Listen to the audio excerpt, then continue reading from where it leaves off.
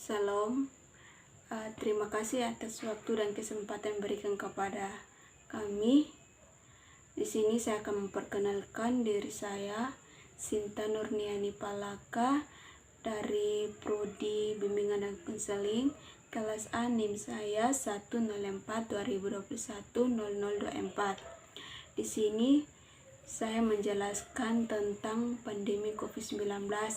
Di sini saya bersama teman saya untuk menyampaikan sedikit tentang pandemi COVID-19. Waktu dan kesempatan saya persilakan. Baik, saya akan menjelaskan sedikit upaya kesehatan masyarakat dalam menghadapi pandemi virus atau COVID-19. COVID-19 sendiri merupakan penyakit terinfeksi dari jenis baru yang berasal dari Cina. Penyakit ini umumnya menyerang pernapasan dan dapat menyebar dari manusia ke manusia dan menyebabkan risiko kesehatan masyarakat yang sangat serius. Virus corona dapat menyebabkan gejala ringan, contohnya seperti demam, batuk, pilek, sakit tenggorokan, gejala berat seperti sesak napas, dan berujung pada kematian. Namun beberapa kasus juga dapat bersifat izopotomik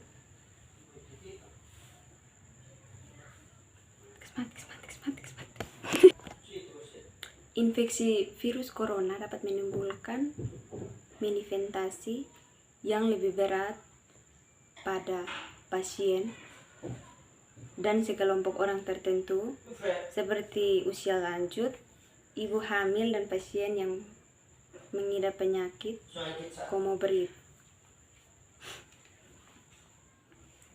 Virus corona masuk dalam saluran pernapasan.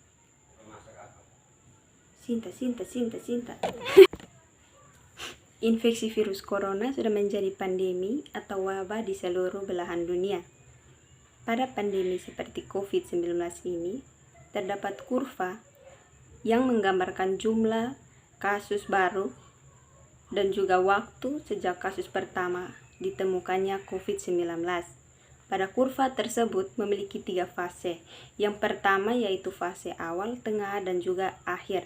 Pada fase awal, penyakit COVID sudah mulai terjadi, tetapi individu yang terinfeksi tidak mengetahui.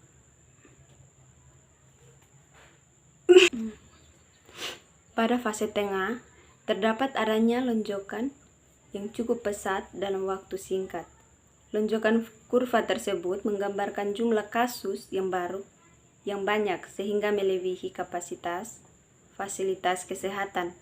Dan yang terakhir pada terjadi penurunan kurva yang dapat terjadi ketika semua orang sudah mengalami infeksi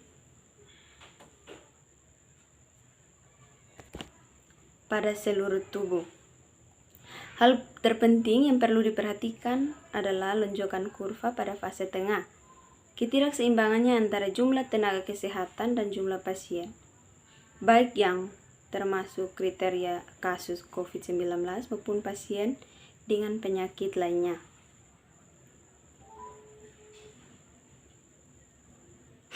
Baik, di sini ada upaya masyarakat dalam mengatasi pandemi. Dengan semakin meningkatnya COVID-19 di Indonesia, dengan angka kematian yang tinggi dan mencapai banyak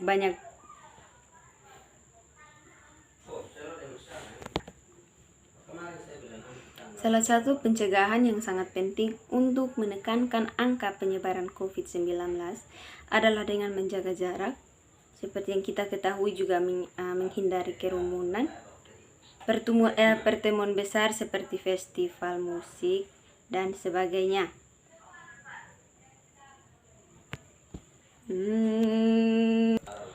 Oke, sini saya akan menjelaskan tentang pandemi COVID-19 dan dilema pendidikan anak.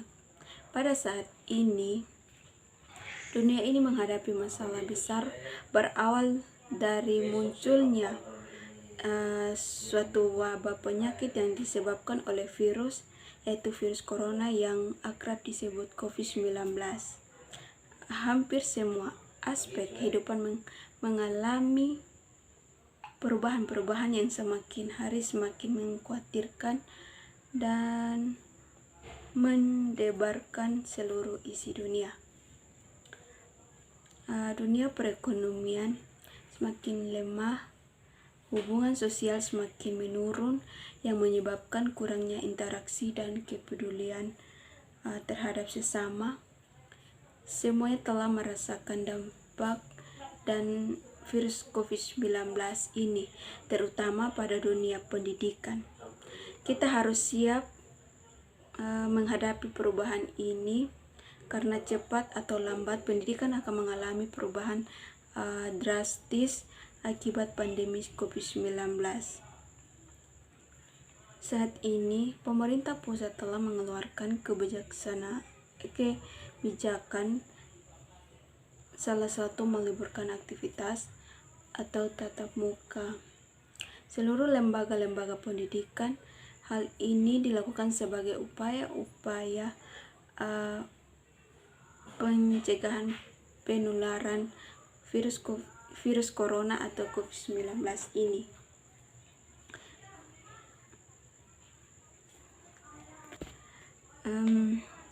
Hal ini tentunya berdampak besar pada perkembangan pendidikan anak yang saat ini dituntut untuk belajar mandiri, belajar secara daring atau dalam jaringan. Pembelajaran daring atau online merupakan sistem pembelajaran tanpa tatap muka secara langsung antara guru dan siswa, tetapi pembelajaran dilakukan melalui jaringan internet. Hal ini merupakan tantangan besar bagi seseorang guru, karena dalam kondisi seperti ini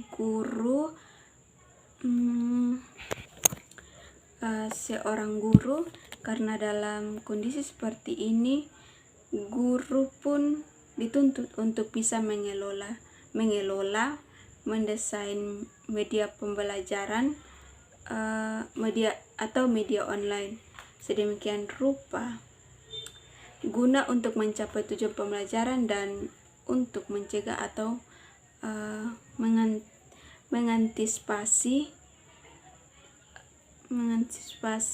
kebosanan siswa dalam pembelajaran model daring tersebut.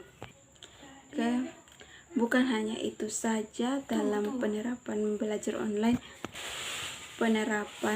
online ini tidak sedikit siswa yang mengalami kesulitan belajar yang dipicu oleh beberapa faktor. Pertama, siswa yang belum memiliki gadget, siswa yang belum mengerti tentang penggunaan teknologi. Kasus ini banyak terjadi pada siswa tingkat TK dan SD. Selain itu, masalah utama yang dialami siswa adalah jaringan yang tidak memadai. Hal ini merupakan tantangan besar bagi siswa dan tak terkecuali bagi orang tua, karena orang tua lah yang dituntut untuk mendampingi siswa dalam proses belajar online tersebut.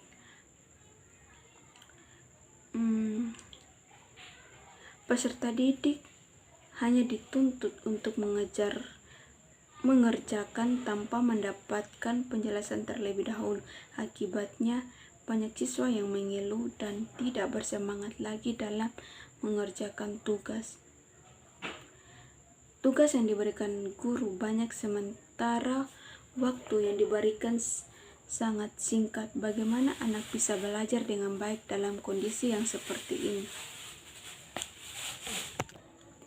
Karena akibat kurangnya interaksi langsung antara guru dan siswa, otomatis berkuranglah internalisasi nilai-nilai karakter yang semestinya harus ditanamkan seorang guru ke dalam diri siswa.